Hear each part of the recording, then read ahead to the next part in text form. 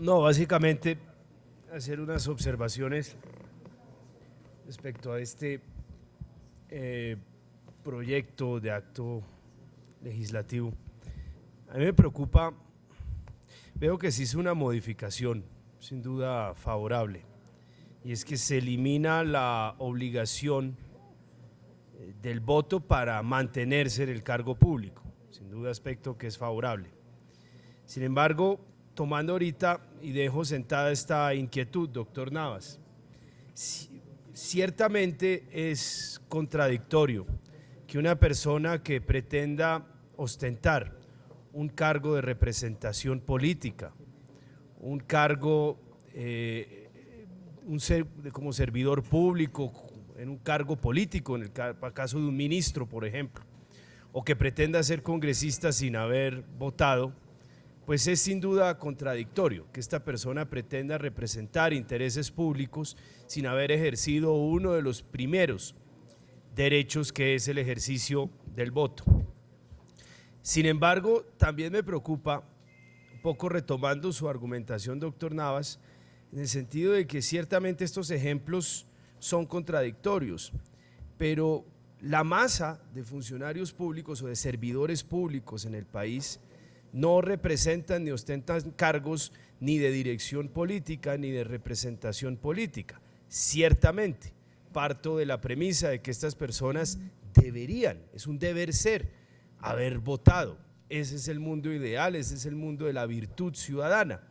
Sin embargo, también es cierto que en la masa de servidores públicos debe regirse por un total y absoluto principio de neutralidad política, de neutralidad partisana, y al mismo tiempo el Estado y las autoridades administrativas encargadas de aplicar la ley, de aplicar los reglamentos, deben observar la más absoluta neutralidad respecto a las decisiones que tomen, tanto en su fuero privado como en su fuero político, los servidores públicos. Ese es el pilar, esa es la razón de ser de un sistema de carrera administrativa, pero un sistema, cuando no existe carrera administrativa, de un sistema básicamente de función pública. No debe el Estado en ningún momento entrar, bajo ningún argumento como este, que es muy noble, a escudriñar si esa persona votó para poder acceder a un cargo, y por supuesto mucho menos aún para mantener ese cargo, porque se sientan precedentes complejos, y es ese gran ojo del Estado vigilando quién vota y quién no vota. El paso a seguir, el paso siguiente de ese gran hermano Estado vigilando quién vota y quién no votó, es entrar a mirar cómo votaron esos que votaron o no votaron,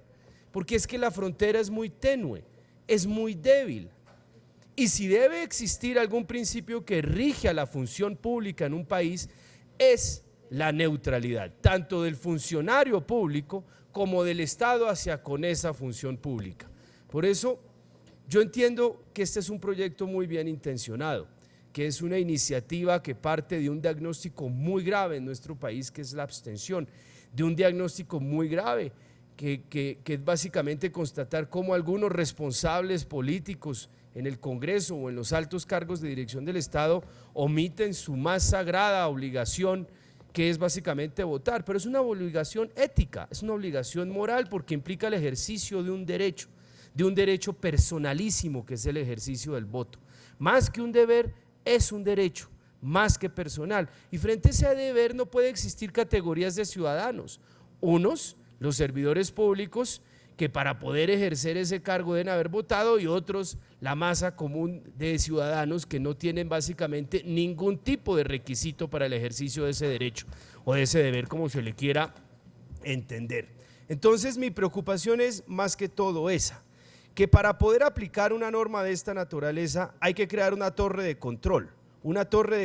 manejada por funcionarios públicos, en lo más alto de la cúspide del Estado, por lo tanto con una orientación política. Y esa frontera entre vigilar si la persona votó o no votó, a cómo votó y de qué forma lo hizo, pues es tenue, y es muy tentador caer básicamente en esa atracción fatal que es básicamente vigilar cómo votaron los funcionarios públicos. O miremos, pongámonos unos lentecitos y crucemos la frontera Miremos cómo funcionan las elecciones de pues funcionaban las elecciones del régimen chavista. Miremos cómo funcionan las elecciones en otros países en donde son esas torres de control las del Estado las que permiten tener presidentes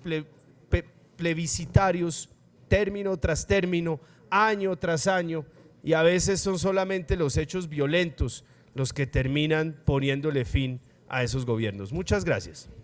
Muy bien, señora secretaria, sírvase llamar a lista para la votación.